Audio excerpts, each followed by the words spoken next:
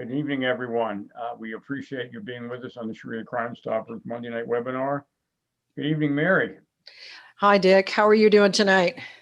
We're doing well. We are, you know what, Mary, I checked. I think we're well into our third year of webinars, and we're very, very grateful for the audience that has come to us via Zoom and now via YouTube. And we've been on a mission. We're still involved in that, and a major milestone in that mission comes 2 weeks from tomorrow. So let's remind everybody what we've really got going tonight, Mary. We've had a little change of plans. Let's see here. Go ahead, Mary. Yeah, we our guest of honor tonight let us know that she was not feeling well and couldn't join us tonight, which we were disappointed, but we definitely want her to get well, be healthy, and so say some prayers for her that she is able to get back on track. It is not COVID. She says just a little flu bug that she's got. So we're just so appreciative of her. Of course, we're talking about Christine Douglas Williams, who is our normal rotating news analyst. And as those of you that have come with us, you know how very special she is.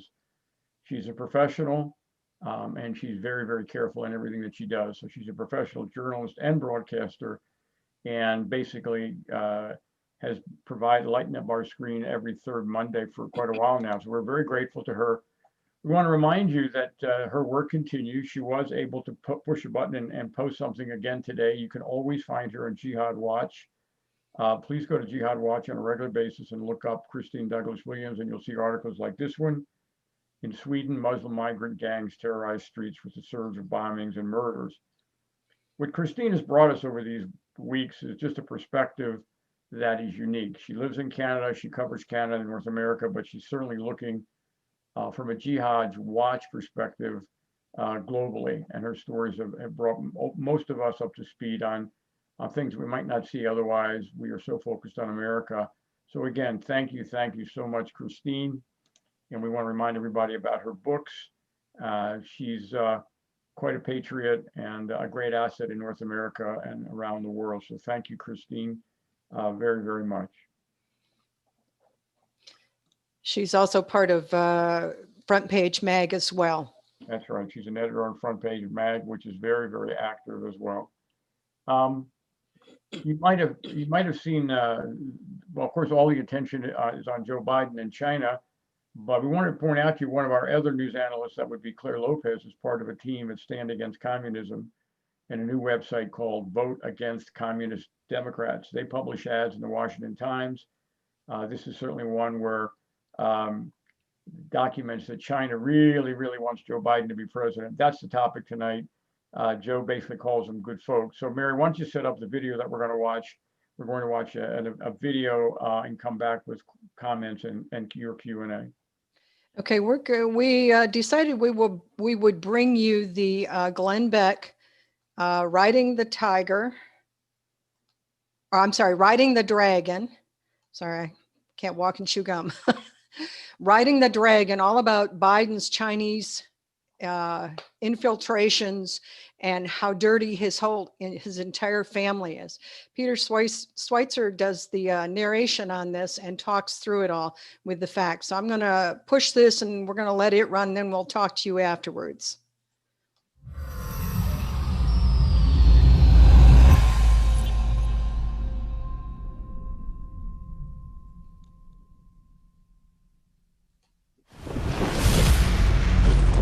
The challenge of the Chinese Communist Party and the threat that it poses to the United States and our allies is of critical importance to us right now. I think in the long term, in terms of American security policy, China is going to be a much more powerful country than Russia.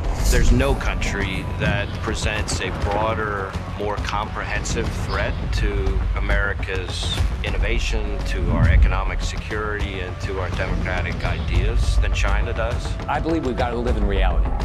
Communist China, it wants to control the entire world, including Americans. Let's be clear, the Chinese Communist Party is a Marxist-Leninist organization. The party, General Secretary Xi Jinping, sees himself as Joseph Stalin's successor. China's a longer-term threat, and we need to be very clear-eyed about what they are and what they aren't. They're not our partner.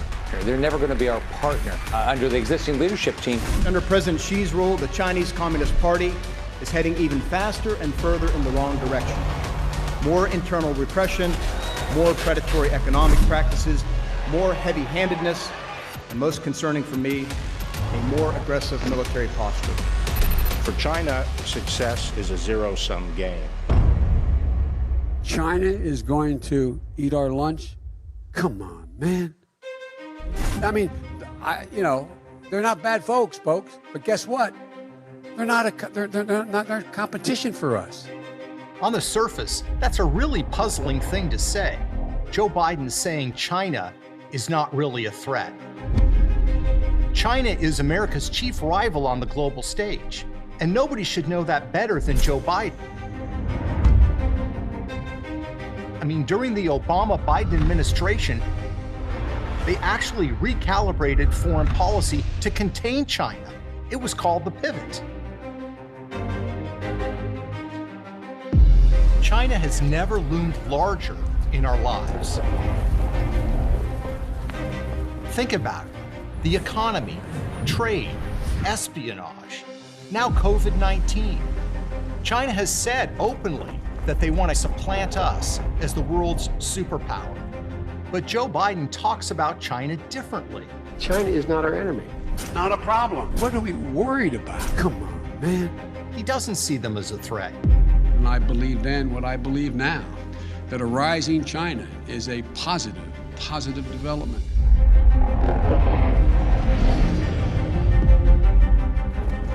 He welcomes their rise as a global power. Why exactly? Perhaps it's personal. Perhaps it's about his family. Perhaps it's about the money.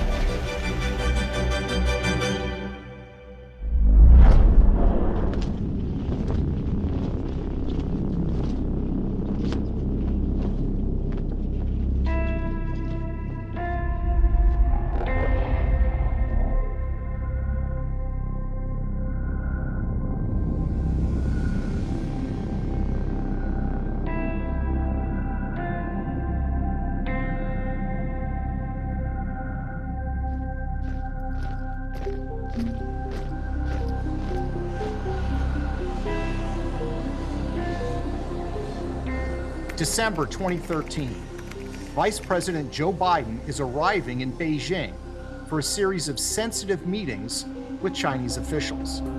The Chinese give him the red carpet treatment, literally. But also along for the trip, Joe Biden's son, Hunter Biden. During the visit, Joe Biden meets with Chinese Vice Premier Li and with President Xi. A 2013 trip to China getting new attention this morning, not for what Joe Biden did, but for who he brought with him. And what was Hunter Biden doing? We're not sure. He doesn't appear in many pictures of the official festivities. But what we do know is this. 10 days after father and son returned to the United States, Hunter Biden's small investment firm announced a $1 billion private equity deal with the Chinese government. And where did the capital come from for this deal? From the Chinese government itself.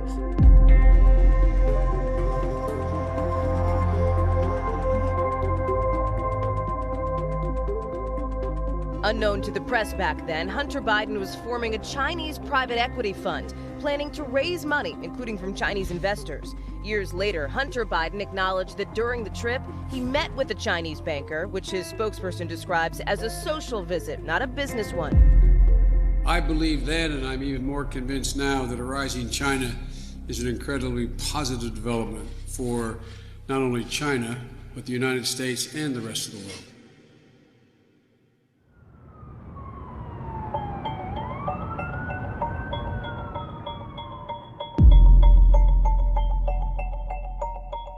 Hunter's small firm got a deal that no one else had in China.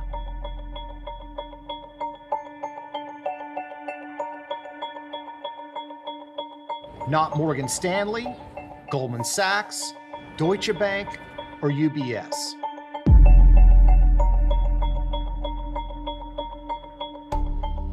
And are you vulnerable on this issue at all because of your son's business dealings in China? No, I don't believe so at all. My son's business dealings were not anything with everybody that he's talking about, not even remotely number one.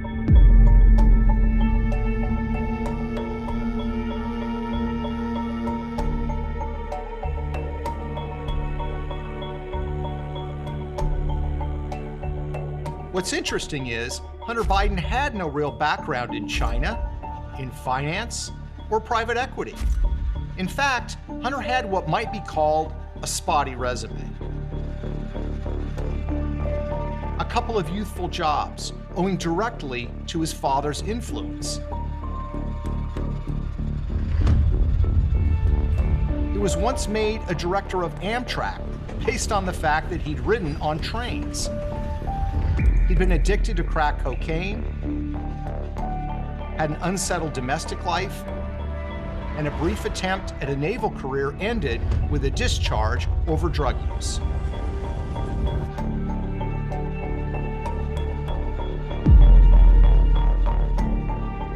So why did the Chinese pick him?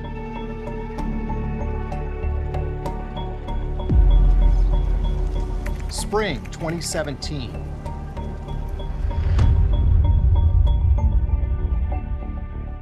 Patrick Ho, a Chinese businessman, was arrested by the FBI on bribery charges.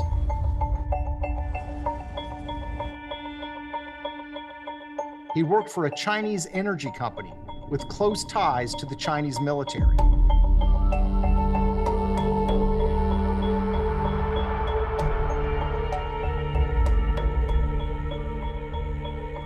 While in FBI custody, Ho made 2 phone calls. One of those, strangely, is to James Biden, Joe Biden's brother. Why did this man call the brother of the vice president? He was looking for Hunter.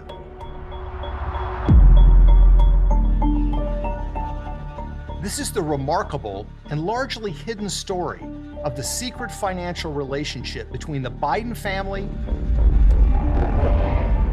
and the Chinese government.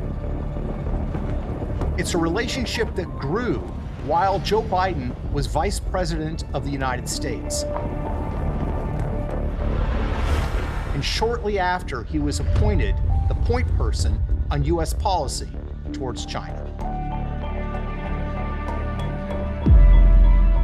Our investigation is based on corporate records, financial documents, legal briefings, and court papers.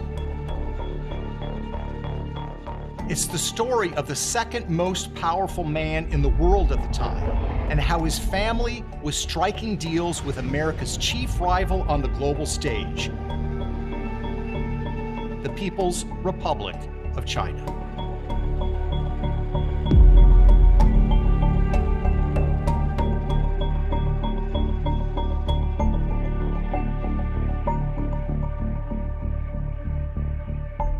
And it's a story that has been largely never told. A rising China is a positive development, not only for the people of China, but for the United States and the world as a whole.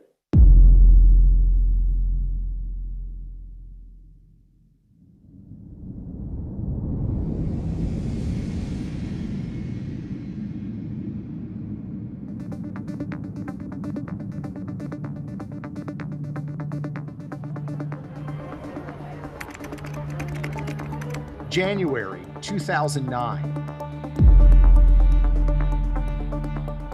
Joe Biden is inaugurated Vice President of the United States. I, Joseph Robinette Biden Jr., do solemnly swear that It was a remarkable moment for Biden, who had spent more than 35 years in the United States Senate. Born to a family of modest means in Scranton, Pennsylvania, he would become known as Lunch Bucket Joe. He joined the political world early and won election to the United States Senate at the ripe age of 29. He was sworn into office just 6 weeks after reaching the constitutionally required age of 30. From its earliest days, Biden's political career was not just about Joe, but about the larger Biden family. Politics was a family business. When Joe did well, the family did well. Joe's sister, Valerie Biden, became a political consultant who was hired by Joe's many campaigns. Brothers Frank and James became involved in securing government contracts and deals overseas with foreign governments. Joe's son Hunter became a Washington lobbyist,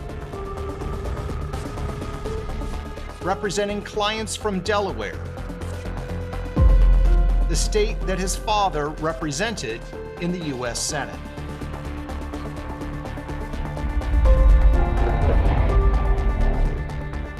When Joe Biden was elevated to the vice presidency, the family's ambitions grew accordingly. Now the world was a business opportunity, and the Biden family was looking for deals, including with foreign governments. Just months after Joe Biden was inaugurated vice president, his son Hunter Biden formed a company called Rosemont Seneca Partners.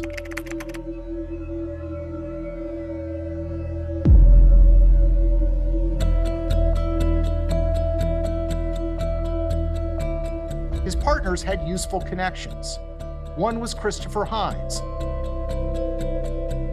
the stepson of Senator John Kerry, a powerful U.S. senator who would later become Secretary of State. The other partner was Devin Archer, a friend of Hines.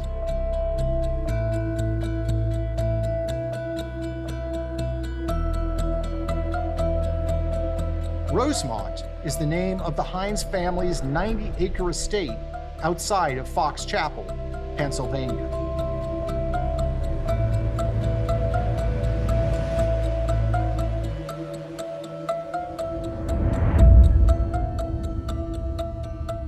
Rosemont Seneca, the new investment firm, opened an office in Georgetown, just 2 miles from the White House.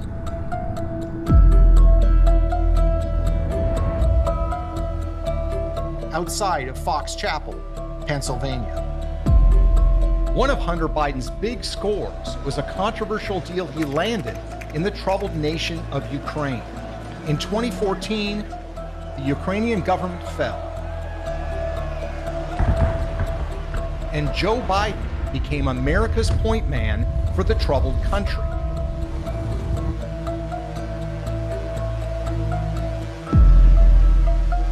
Weeks later, Hunter Biden was hired by a corrupt Ukrainian energy company called Burisma, which paid Hunter at a rate of $1 million a year. This despite the fact that he had no experience in energy or in Ukraine.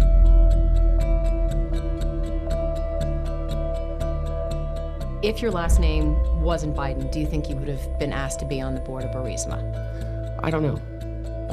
Probably not. Hunter landed on the Burisma board, as did his partner, Devin Archer. Hunter's ventures in Ukraine would later pose troubling questions of conflict of interest for his father, Joe. I will support and defend. Rosemont was landing deals around the world. But the big prize was China, with its booming economy and staggering growth.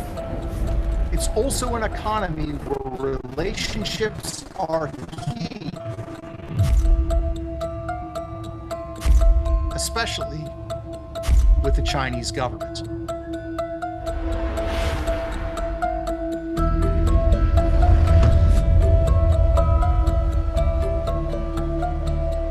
And I'd like now to raise our glass and a toast to many more generations of friendship and peace.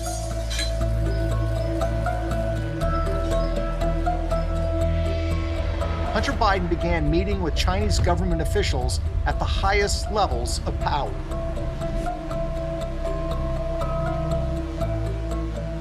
He had no background in China, little background in finance.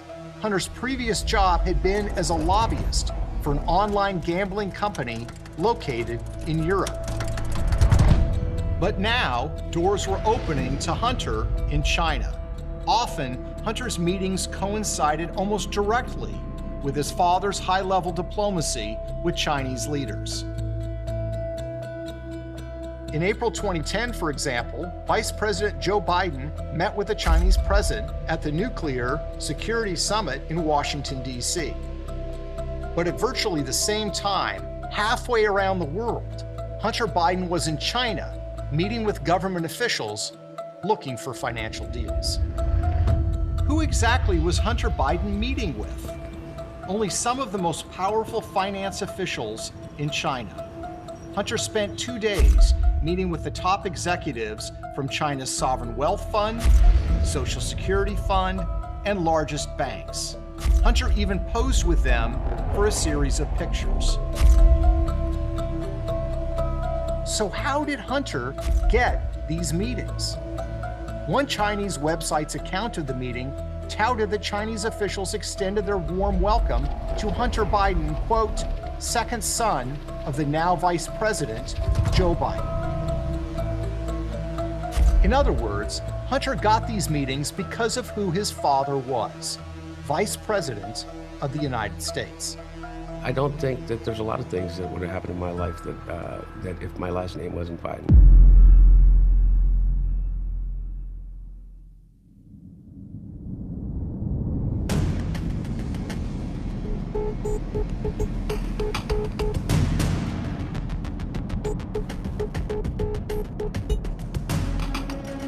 Vice President Joe Biden, with one eye towards a possible 2016 bid, is getting the chance to flex his international muscle power in Asia. That brings us back to 2013, when Joe Biden arrived in Beijing with a full agenda. Among the highly sensitive issues to press with his hosts, Chinese cyber attacks, the theft of American intellectual property, trade issues, national security, China's claims over the South China Sea. Hunter Biden was also on board. He joined his father the next morning for a meeting with the U.S.-China Business Council, and then Joe Biden was off to a meeting with Vice President Lee. Just where Hunter Biden spent the rest of his time on the trip remains largely a mystery. But we do know this: Hunter later admitted that he introduced his father to a Chinese official on this trip who was involved with Hunter's budding business ventures. And we know that 10 days after the trip, Hunter's $1 billion deal with the Chinese government was finalized. Hunter and his Chinese partners established a private investment fund they would call Bohai Harvest.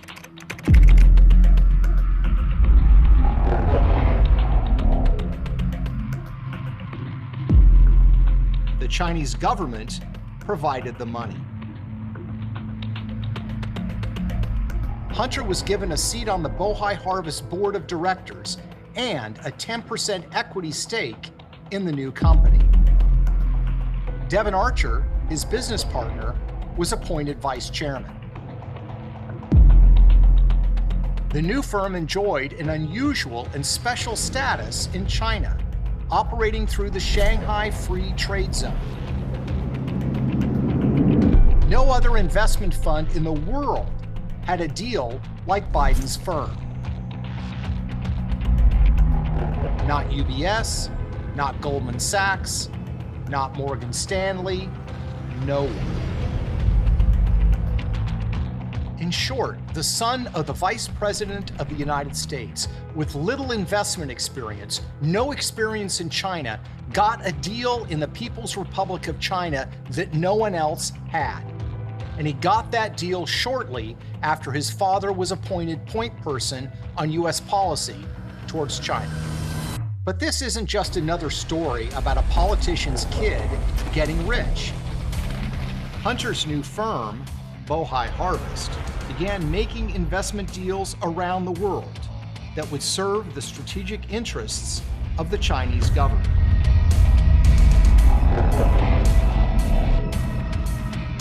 And that's what makes this deal so troubling. That's a bold thing to say, but it's true. This new firm started making investment deals that would serve the strategic interests of the Chinese military.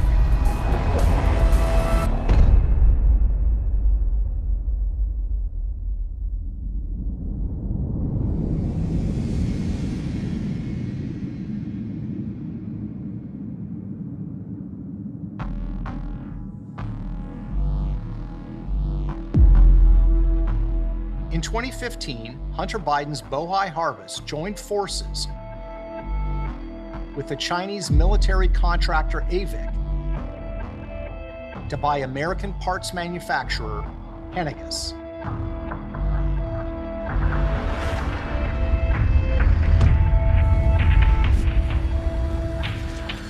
Henniges' technology is considered dual use, meaning it can be used for commercial and military purposes.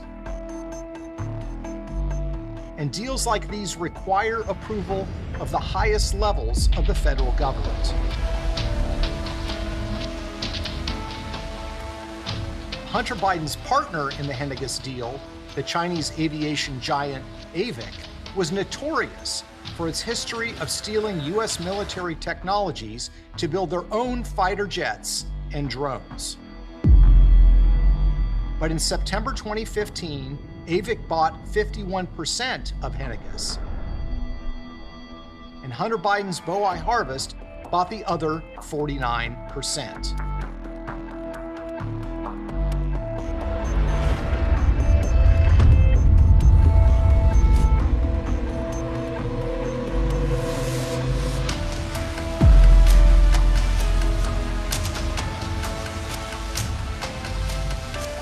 And yes, the Obama administration did indeed approve it. Hunter's firm, Bohai Harvest, also invested in military surveillance technology that the Chinese government would use to monitor and control the population in their own country. The company was called Face++.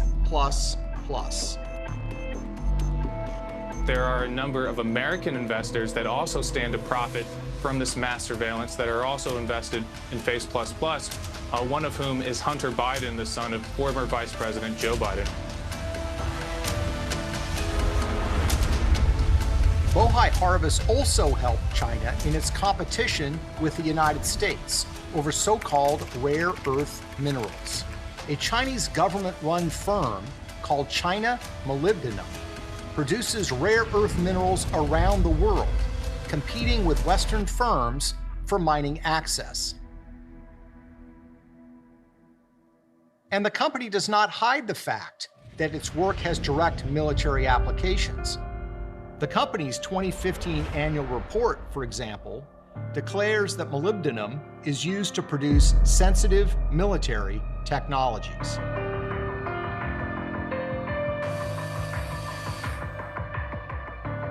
What's fascinating is that while Hunter Biden and his firm were helping Beijing in the race to acquire rare earth minerals, his father's administration was actually fighting them. In 2012, President Obama announced that the United States was filing a complaint with the World Trade Organization because China was trying to control the global market. In 2014, the World Trade Organization agreed that China was trying to do so. Yet, 2 years later, Hunter's firm joined with China Molybdenum and announced that together they were buying more than half of one of the largest copper mines in the world. And so while the Obama administration was competing with China in the race for rare earth minerals, Hunter Biden and his firm were actually helping Beijing win that race. But there was an even more troubling deal. In December 2014, Hunter's firm became an anchor investor in a company called China General Nuclear, or CGN.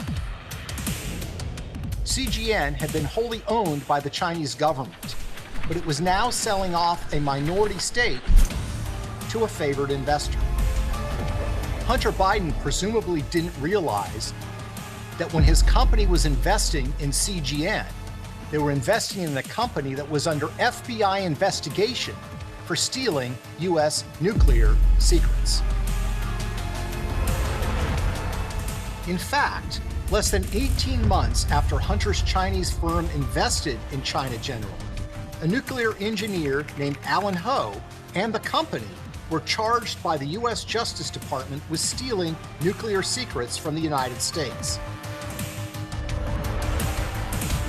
According to the FBI, Ho had been working under the direction of China General to steal American nuclear secrets since 1998. It's not clear whether the FBI or the Obama Justice Department knew that Joe Biden's family was actually involved with CGN. But what is clear is that China has been trying to steal American nuclear secrets for a long time. Is it really that crazy to think that by partnering with the son of the vice president, they were trying to buy them too? And make no mistake, these firms Hunter was dealing with are directly tied to the Chinese military. In June 2020, the U.S. Department of Defense released a list of companies doing business in the United States that were known to be connected to the Chinese military. On that list, AVIC and CGN. But the Bidens weren't done cutting deals in China.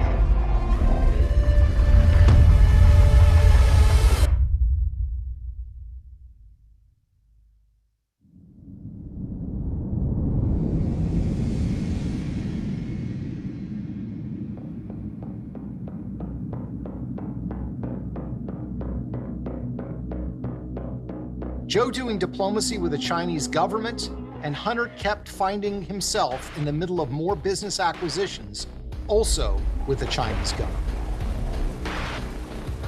A confident China was on the march, asserting its power and flexing its muscles. China had promised the world that it wasn't going to militarize the area, but they went ahead and did so anyway. The Chinese aggression was aimed at America, too.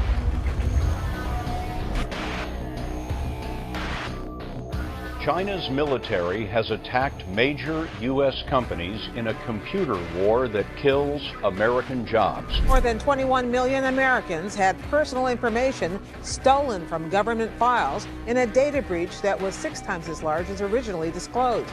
The information was hacked from the Office of Personnel Management, or OPM, which said today it is highly likely that anyone who went through background checks to apply for a government position since 2000 was affected.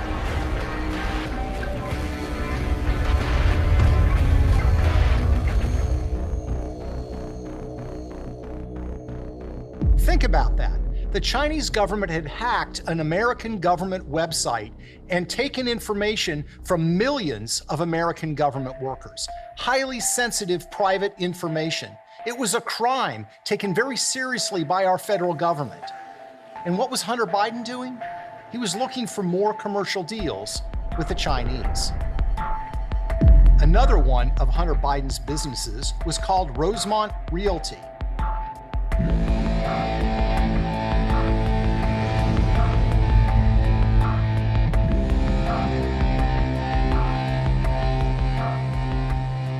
Co-founded with Devin Archer, who is the chairman of the firm. Just like his investment firm, Hunter Biden had no background in commercial real estate, but that didn't stop him from getting a seat at some of the biggest tables around the world. Who was Rosemont Realty negotiating with? That would be a company called Gemini, a former subsidiary of a Chinese state-owned company with close ties to the Chinese military. Rosemont Realty certainly played up the Biden connection in the material they provided to possible investors. In a company prospectus from Rosemont marked confidential, they noted that it was a key consideration that Hunter Biden, son of Vice President Biden, is on the advisory board. In August 2015, an eye-popping multi-billion-dollar deal was announced. The Chinese company Gemini was buying a 75% stake in Hunter Biden's company, Rosemont.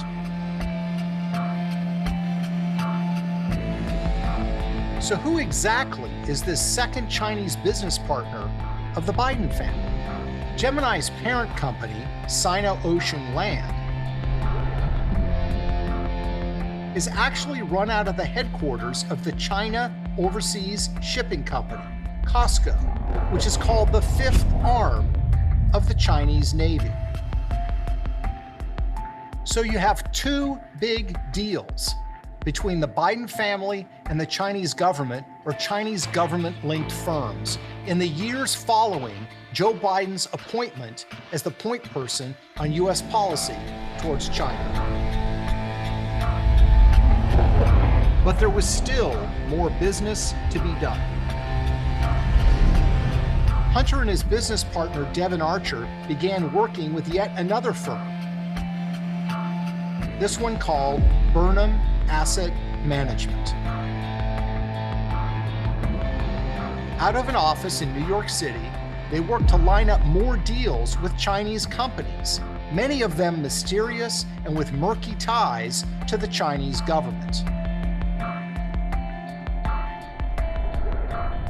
One of the companies was called Kirin Global Enterprise Limited, a mysterious investment vehicle run by Larry Li and Guo Jinfang. Very little is known about Kirin other than the fact that they invest heavily in mainland Chinese infrastructure. Another Chinese firm the Bidens wanted to partner with is called Harvest Global Investments.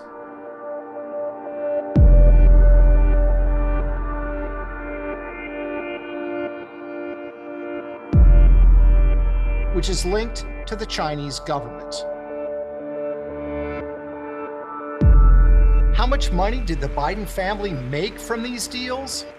How deep do their ties to the Chinese government run? We can't know for sure, but consider this. In 2017, a Chinese executive was arrested by the FBI in New York on charges of money laundering and violating the Foreign Corrupt Practices Act. Patrick Ho was an assistant to a Chinese oil tycoon who ran CEFC China Energy, which had strong ties to the Chinese military. When Ho was arrested, one of the first calls he made was to James Biden, Joe's brother. When asked by the New York Times about the call, James Biden says that Ho was actually calling to get Hunter Biden's phone number. Patrick Ho was charged and convicted and went to jail for those charges. Why exactly was he calling Hunter Biden? What sort of help was he expecting? We don't know the answers to those questions. But what we do know is that the Bidens have cultivated very close relationships with members of the Chinese elite, and some of those relationships would be very hard to defend.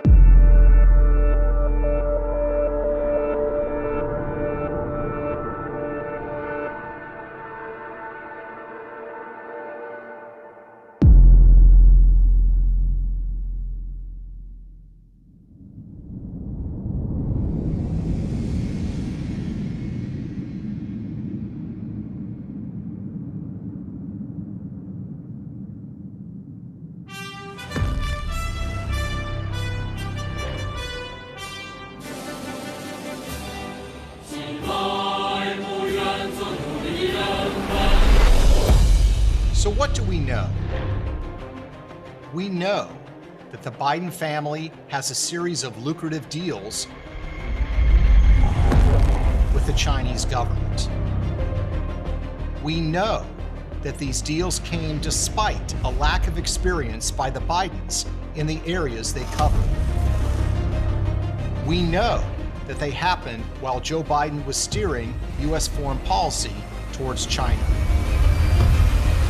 We also know that these deals didn't just make the Bidens money, they had potentially dangerous consequences for our national security. We know that Hunter Biden's firm, backed by the Chinese government, invested in a company that was actively stealing nuclear secrets from the United States. We know that China has been consistent in their efforts to acquire U.S. technology, and that their spies have been caught trying to steal our military technology. We know that Hunter Biden's firm bought a company that provides dual-use technologies for the Chinese military. We know that global powers have tried to stop China from monopolizing the world's mineral resources. And we know that Hunter Biden's firm bought a company that actually helped China in its competition with the United States for mineral resources.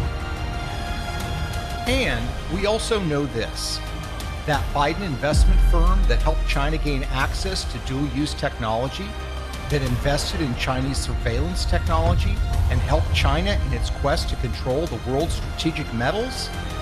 Hunter Biden was forced by political pressure to resign from that firm's board of directors in late 2019. But Hunter quietly maintains an ownership stake in the firm, a stake worth millions of dollars, and stands to be worth even more as its China partnership prospers. Why did you leave the board in April? It's a 5-year term. And you chose not to I chose continue. not to. Yeah. Why? I think it's pretty obvious why. So why does this matter? Because we need to know who our leaders are doing business with. Who is making them wealthy? Who might they be beholden to? It's the oldest story in politics. We need to follow the money. A rising China is awash in money. The money trail stretches all across the globe. And some of those trails lead straight to one of America's most prominent political families, headed by a man who calls himself Lunch Bucket Joe.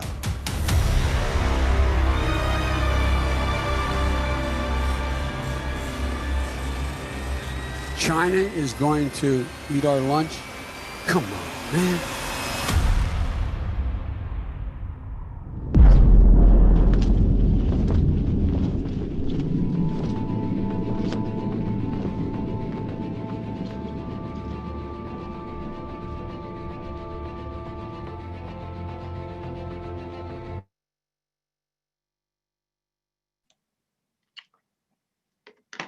Okay, Mary, you can let out a deep breath. And I think, by the way, I want to mention, I know that this has been out for a few weeks. I want to say we're very grateful for the audience that has stayed with us this entire time. That's an indication of your interest in the topics, but it's also an indication of how many people have never seen this at all, even though it's been out for a little while. Right, Mary? Yeah, and thank God for Peter Schweitzer. I don't know how he doesn't feel his security is threatened because of he did this for Hillary Clinton, showed us who she was and all of the ties she had, and now with the Bidens. And this is so critical right now because of the election in 2 weeks. How people can't see what was just presented in that video. I mean, I've been receiving it by numerous people. It's all over social media, but it is still being pushed out there because people need to understand this could be our next president. This is where he wants to take this country. He is so corrupt. And you've said this for as long as I've known you, Dick. Where are the indictments? Why isn't he up on charges right now? Yeah, you got to, that's a great question. I think we'll come back to that. I think as we go through the next few months, we'll keep coming back to that topic. Without law enforcement, We just basically have a bunch of people who will complain, including congressmen, but we don't really see a lot of activity. Mary, you've got some important footnotes to add to this based on other articles that you wanted to cover, right? Yeah, I did.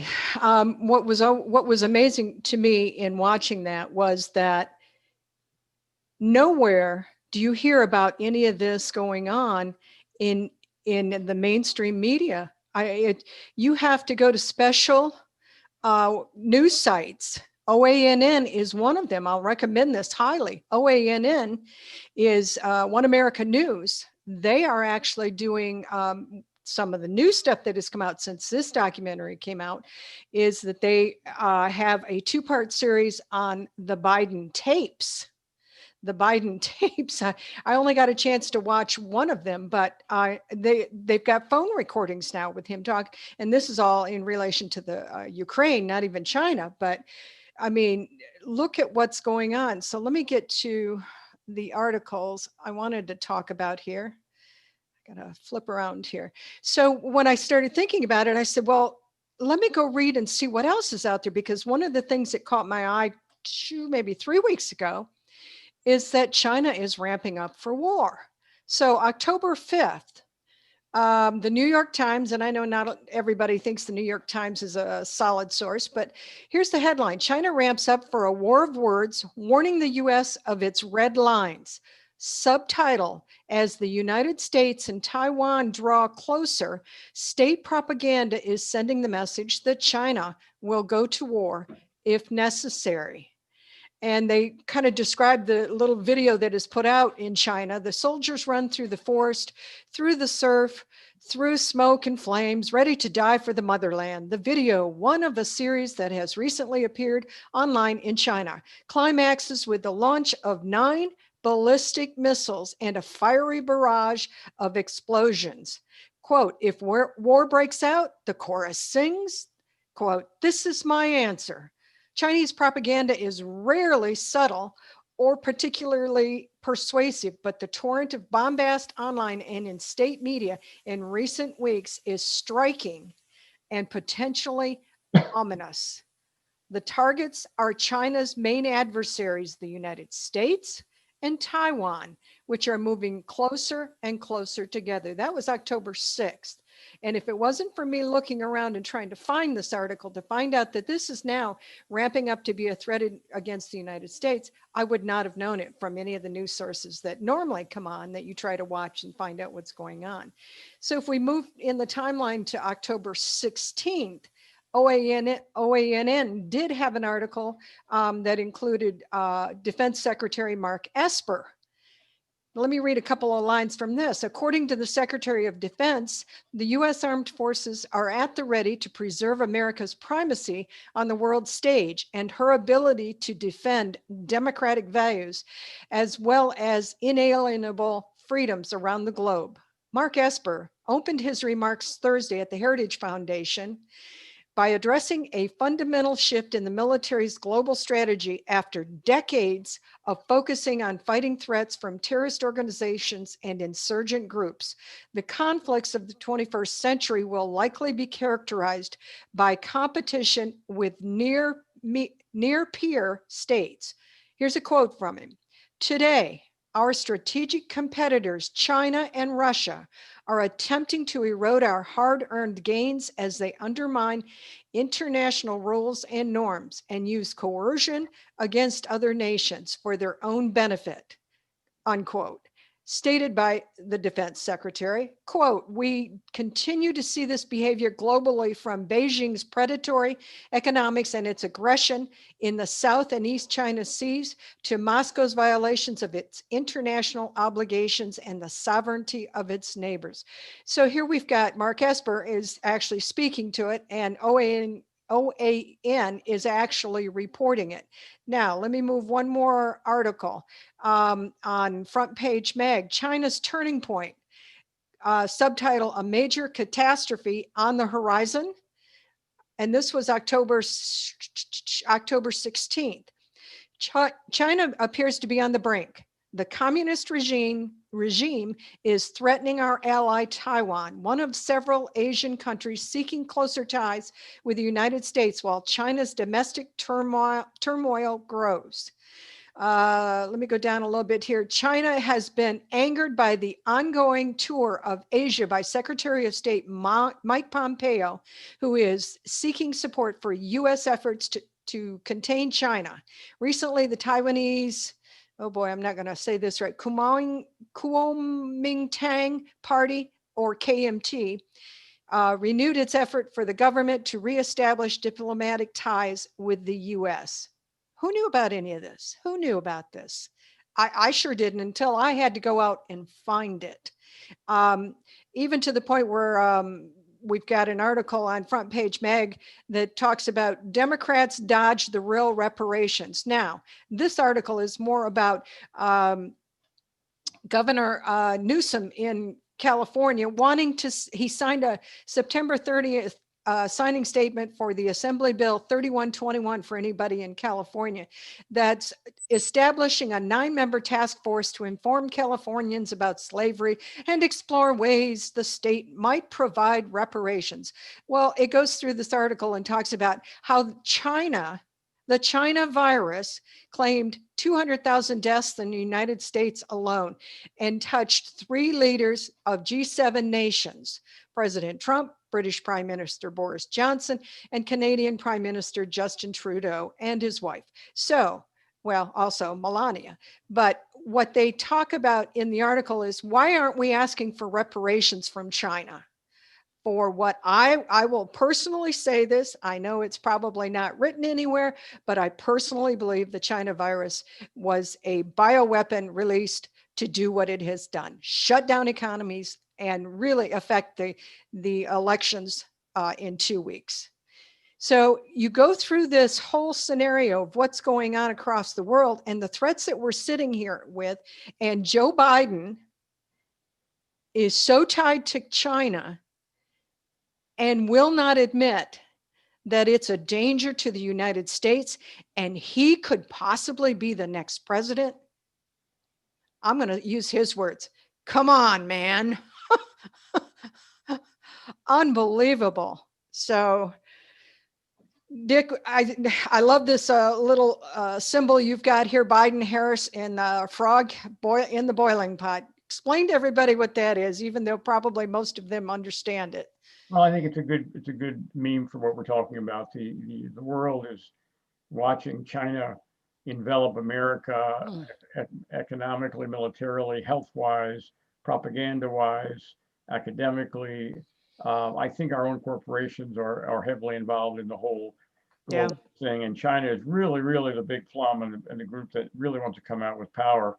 Let's talk about how power hungry China is. Look at the second name on the sign. That would be Harris. Now, Joe could have picked Elizabeth. He could have picked Bernie. He could have picked Buttigieg. He picked Harris, who was actually one of the most unpopular of the candidates. Well, let's take another look at that situation if we can. Our friend Trevor Loudon is asking the question, why is no one except the president calling out Kamala Harris's communist ties? So this is Trevor Loudon at Epoch Times. And I just want you to take a look. If you got our mail this week, you know, we linked to this article. Again, this is Trevor Loudon exposing Kamala much the way he exposed Barack Obama. Remember, Trevor picked out Frank Marshall Davis. He talked about Obama being a manufactured candidate, very carefully selected and groomed by the powers behind the curtain. Well, one of the things that Trevor documents in great detail, and this is his words, Kamala owes her entire career to sympathizers or active enablers of the Chinese Communist Party. Go to the article, you'll see proof after proof after proof. Another comment that he makes is that her husband works for a law firm that boasts that it has 140 lawyers. That's a lot of legal power, dedicated to its China investment services. So high-paid lawyers working on China investment services are paying the salary of Kamala's husband. This kind of sounds like Hunter and his relationship with China and with potentially the world leader Joe, this would be Kamala's connections to China continue. And finally, Trevor points out that President Trump has said that if Joe Biden ever got elected, this is President Trump, then China will own America. Well, with Joe and his son, if Joe has to step aside, then certainly Kamala is prepared with her husband and other people who were basically manufactured candidates. You should know that her background is from the same people funding and training her, also funded other prominent people who might be in the Harris administration, right, Mary? That would be somebody like Stacey Abrams. Oh, yeah. Absolutely. Andrew Yep. Gillum is from Yep. the same team. Yep. Cory Booker is from the same team. These are all people manufactured, funded, and groomed by the Chinese communists to take power in America. And she is a heartbeat away. Let me drop one comment. Go ahead with that one. Go ahead. We just want to point out that this is Trevor's article. This is Trevor's webinar. It's not one of ours. It's by the Red Green Axis Exposed. If you're interested, it's on Sunday night at 7:30. You can email rga@eaglefiremail.com. That's rga@eaglefiremail.com and get more information. It's 7:30. You register for it. It is a Zoom webinar, and it's Trevor Loudon just before the election. You don't want to miss this. Trevor will tie everything you heard tonight together with a particular focus on Kamala as well. Yeah, we had Trevor on the Tom Trento Hour this morning, the radio program that he has Monday through Friday. And one of the things that he said, we talk about Biden and Harris, and we understand that they have ties, or they are actually promoting and helping to instigate BLM and Antifa. They just think they're a calm and conservative protesters, right? So what Trevor let us know this morning, and he just learned it recently as well, is that BLM is actively being run through the Chinese consulate in San Francisco. We knew they were tied to him, but he's got proof, and he has just learned just recently how tied they are to the Chinese consulate in San Francisco. We know that the Chinese consulate in Houston was shut down sometime back. I am just not sure why we can't seem to shut down even more of them. Well, Mary, think about what we also can't shut down. We can't shut down a lot of activity because of the deep state. Remember, Barack Obama did great harm with his partner, Joe Biden, for 8 years. Many of those people still work in the government and have an impact on what Donald Trump can get done and whether he can bring people to justice or not. So for those of you that are interested, please check out Trevor Loudon on Sunday night. I think you'll probably get an earful of very, very important. And as you know, with Trevor, everything is footnoted, everything is documented. The man is an amazing researcher. Yeah. What a gift that he decided to come to America from New Zealand to save the world in his mind. And I think he's probably contributed more than just about anybody on a worldwide basis to try to save America, to save the rest of the world. Agreed. Okay. Mary, do we have some questions ready to go? Yeah, let's get to a couple of questions here. One question that I got from quite a few was, what was that video title? It was called Riding the Dragon, and Glenn Beck put it together with Peter Schweitzer, and between Peter Schweitzer and Trevor Loudon, the research that they do is just amazing. So always follow them in anything that they do. So let's get to a couple of the questions. Lucy is asking, and this is almost a funny question to me, not funny, haha, but how could Hunter do all of that and be on drugs? And I was thinking almost the same question. How, I keep thinking, and Peter Schweitzer said, follow the money. I think in terms of Hunter, you almost have to follow the contacts. I can't in watching all that he has done and the ability to open and rename and function through that much information, being a drug addict, it's almost like somebody's just using his name and he's just signing on the bottom line that he will do it.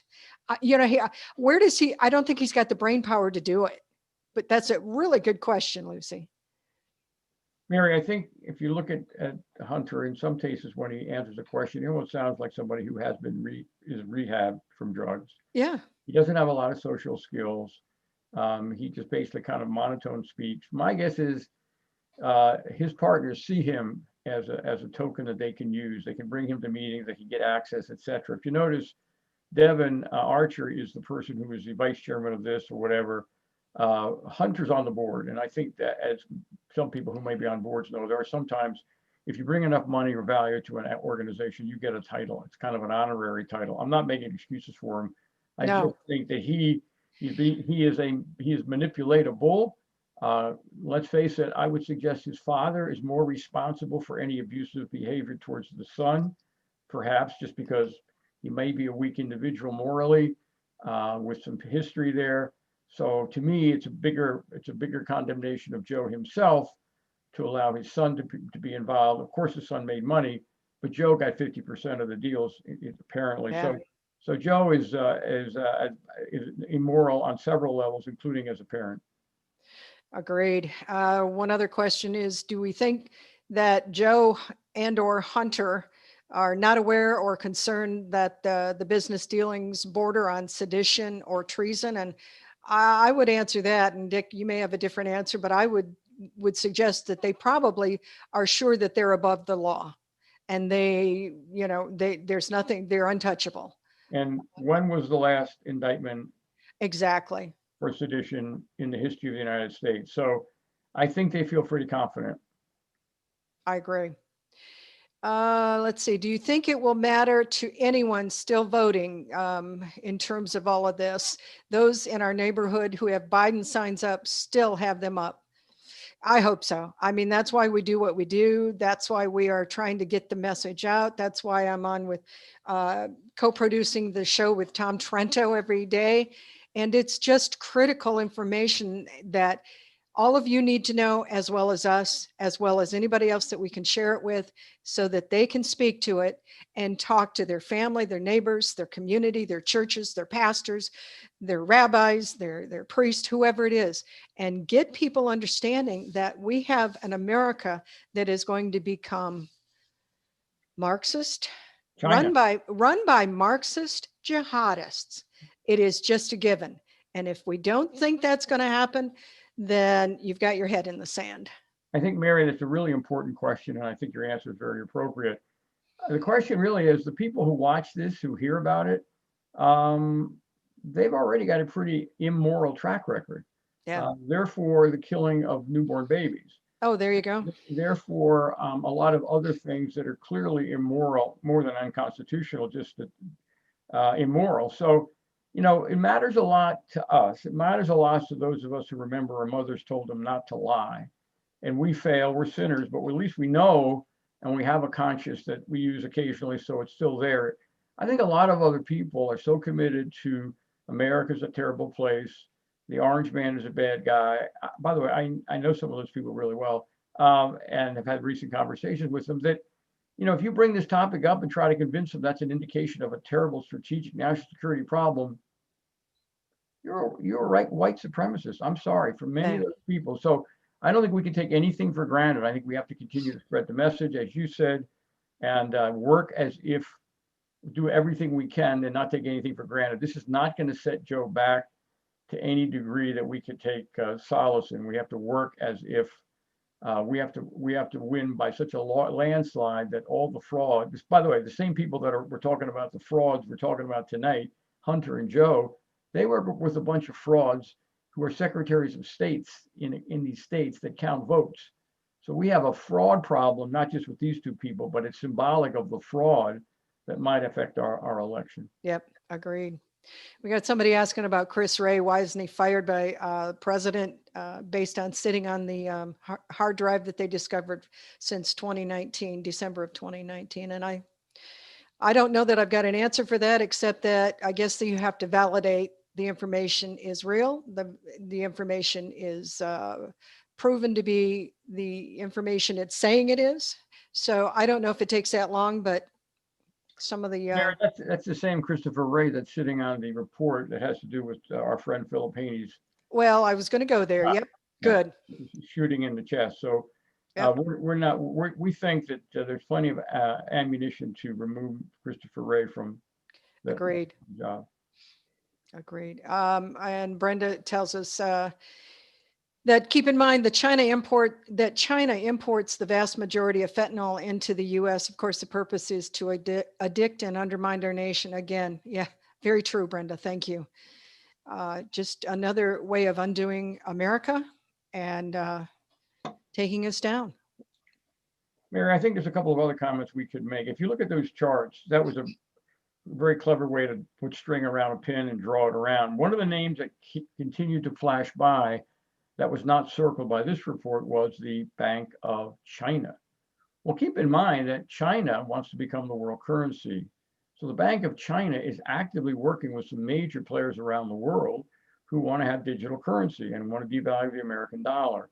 That's something that would hit every single person listening to this in terms of their any accumulation of savings they may have had for retirement or college or anything else. So keep in mind that the Bank of China, working with digital currency people in the United States and the UK and MasterCard and all of that is another big person playing in Joe and Kamala's playground. Another quick group that we should mention because of the world teaming up against America and against Donald Trump. Think about the Muslims in China that are persecuted and the Roman Catholics in China who are heavily persecuted.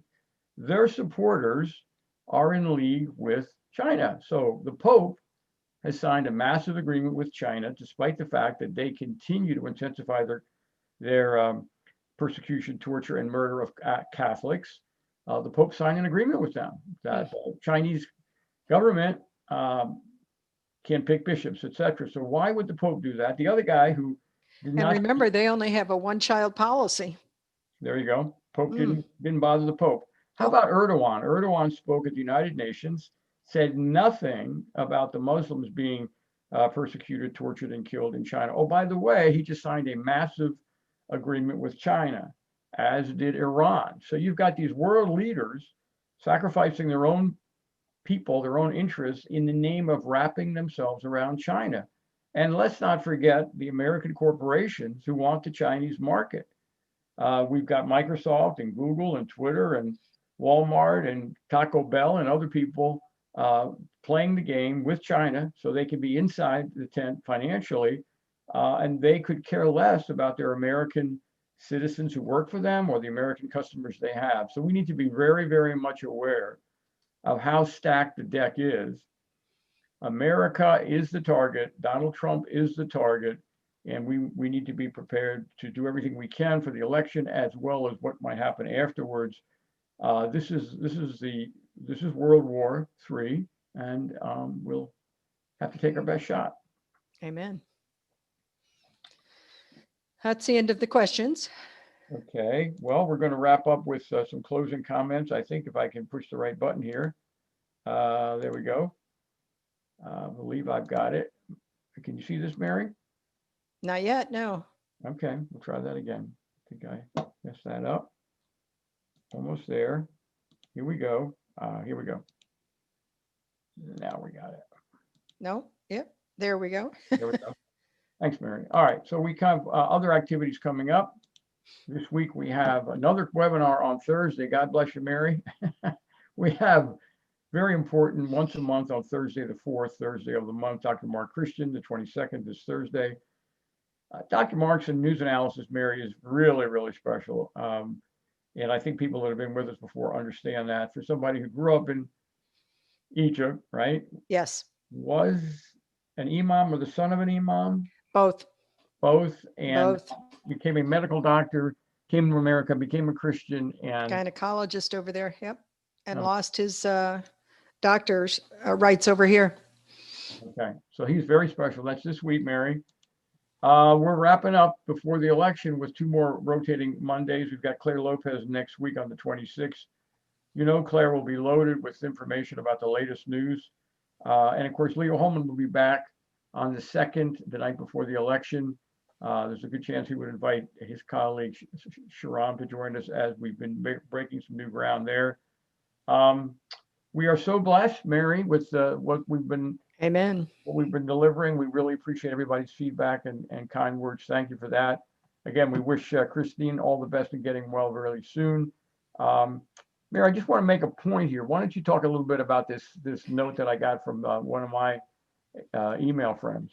Thank you, Dick. Yeah, that's one of the things that we have been encountering, and people have been telling us quite often for about the last month or so, is that when they try to go to the unitedwest.org, they will get a danger, Will Robinson, basically saying malware detected, like this is saying, or, dangerous site, do you really want to continue? And we're getting that, and it is not true. We have confirmed 6 Ways to Sunday and back that it is a secure site, that there is nothing that we need to do to change it, that what is being done is we are being under attack. They will target websites and put those messages up ahead of time of trying to block you from going to different websites, not just ours, because we're a conservative Christian organization that has a mission to make America think again, a mission to take on the jihadis and stop them. And we are reporting truth and factual information. So please, if you get that message, please continue to the website, because it will not give you malware. It will not upload anything to your site. We will not capture anything from you coming to the site. We hope you'll still visit the site, join us in the messages we're trying to get out, and help us continue our mission. And any donations are great, because our donations are secure as well. So thank you, Dick, for that opportunity. Thank you, Mary. And before we say goodnight, we are going to show one closing video. I'll let you set that up, Mary. I just want to thank everybody for being with us tonight, and all throughout the many years we've been doing this. We are going to continue right up through the election. Mary, why don't you set up the final video, please? Okay, we have John Voight, and he talks about Biden being evil. And we're going to leave you with that and say goodnight, and we'll end with that. So let me bring it up. Hold on one second. Make sure I've got it. There it is. Good night, everybody. Please stay on and listen. It is an important video. It is not a rant. It is more what I call a prayer. Biden is evil. Trump must win. He's real.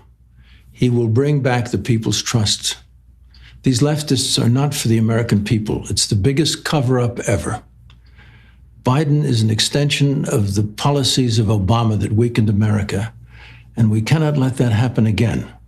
The left are deceitful and have lied to the American people. They have stripped down her mighty powers for their own ego of power to rule the nation's economy.